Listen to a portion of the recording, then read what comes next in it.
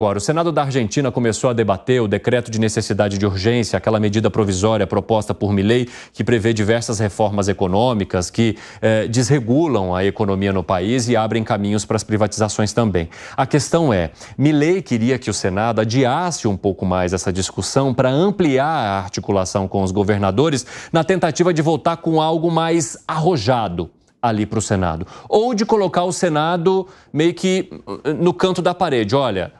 Está todo mundo agora apoiando. E aí? Mas o que aconteceu nesse meio de caminho? E eu tenho uma dúvida também e uma curiosidade, Segre, porque a presidente do Senado é a vice-presidente da Argentina, que é a Vitória Villarruel.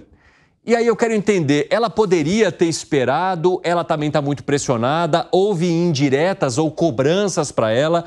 Quais são os bastidores dessa história? Tudo isso que você falou ao mesmo tempo. É mesmo? Tudo.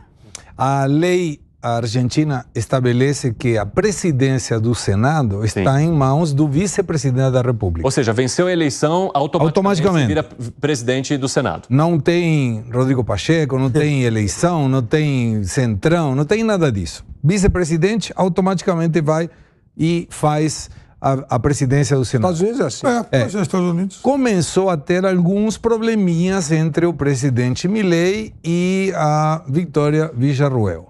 De fato, um comentário de fofoca, já aproveitando, estamos numa quinta fofoqueira. Pô, eu teria pego meu banquinho de novo. Eu pessoalmente, convidei a Vitória Villarruel para ser parte de um programa político chamado Republicanos Unidos e ela falou, não, eu prefiro não me involucrar na política. O Javier Milei convidou, ela aceitou e terminou sendo vice-presidente. O que mostra que ela tinha um faro muito bom. Não aceitou o meu convite e aceitou o convite do Javier Milei. Com isso? Não. Vitória é maravilhosa.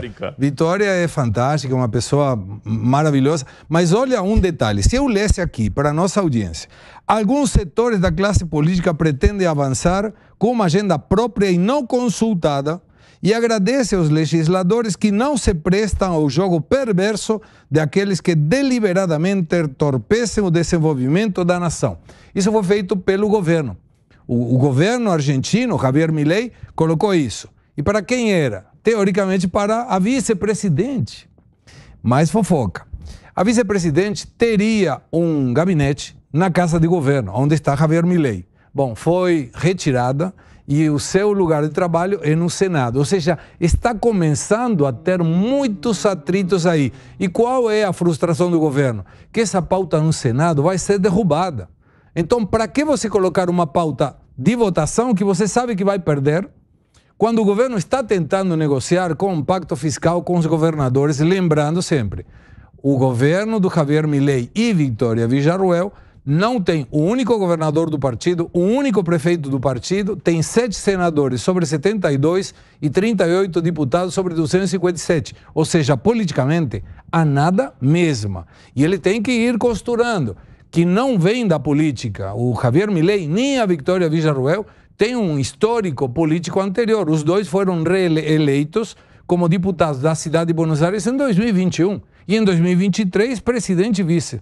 Então, essa é a reclamação. O governo está reclamando ao integrante do governo que está fazendo as coisas erradas. E diante desse diálogo, mas ao mesmo tempo embate que acontece com duas pessoas que estão praticamente juntas. Ali, claro. Para onde isso leva, hein, Luiz Felipe Dávila, quando essa situação começa, onde que ela termina? Bom, é o que eu sempre disse. O tendão de Aquiles do Milei é a dificuldade de se fazer boas articulações políticas e mostra cada dia mais que isso pode custar não só a proposta, pode custar o governo dele. Então, essa curva de aprendizado na política tem que ser rápida, porque se ela é lenta, você acaba não conseguindo aprovar os projetos estruturantes. E não aprovando os projetos estruturantes, acaba o governo, né, no certo sentido. Então vira o famoso governo pato manco, lá fica andando, mas não consegue aprovar coisas importantes. Então, a costura política é a coisa mais importante.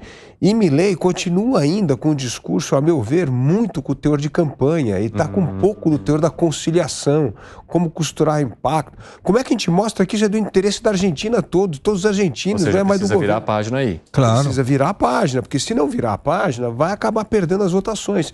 E essa derrota pode ser fatal para o governo ainda.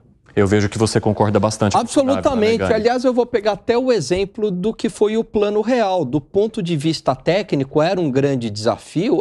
Chamaram lá 5 renomados economistas, se espelharam na Universidade de Chicago, né, para desenhar todo aquele plano. Então, houve um desafio técnico, mas o maior desafio, Evandro, foi o desafio político. Como que, na época, blindaram alas do Congresso Nacional justamente para preservar o plano e, principalmente, aí já, enquanto governo, o Fernando Henrique, enquanto presidente, como que blindaram essa área econômica. Então, sem articulação política, pode ter o melhor plano econômico, mas só pela ideia não passa. Precisa ter a blindagem política. Como é que você avalia, Piperno? Eu sempre fui defensor do presidencialismo, nunca fiz segredo disso. Agora, esse é mais um momento em que mostra como o presidencialismo ele pode enfrentar alguns dilemas de difícil solução. O Milei, independentemente de gostar ou não dele, ele é um presidente quase que neófito na política e que se elege sem ter praticamente bancada alguma. Ele não tem suporte político. Então, ele tem que construir esse grupo de apoio. E ele claramente tem dificuldade em relação a isso. E veja, não vou nem viajar pelo mundo, mas aqui na América do Sul, nos últimos tempos, a gente tem visto vários exemplos de presidentes que se elegem, mas se elege em situação parecida com a dele. E aí fica muito difícil você garantir governabilidade. Por exemplo, o maluco lá que se elegeu o presidente do Peru passou por isso também. O Lula... O Castilho? Exatamente, o Castilho. O Castilho não tinha pouco mais de 10%. Só tinha ignorância, Castilho. O PT, ele fez 13,5% da Câmara na última eleição. Então, o presidencialismo, ele enfrenta também esse tipo de dificuldade. Segredo, remate. Não, quando a gente fala de problemas políticos, você vê que uma coisa é a campanha, como muito bem falou W, outra coisa é o governo. O Milei está perdendo tempo brigando com personalidades da política, das artes, das ciências. Não tem sentido. O melhor agora é não virar a página, é mudar o livro.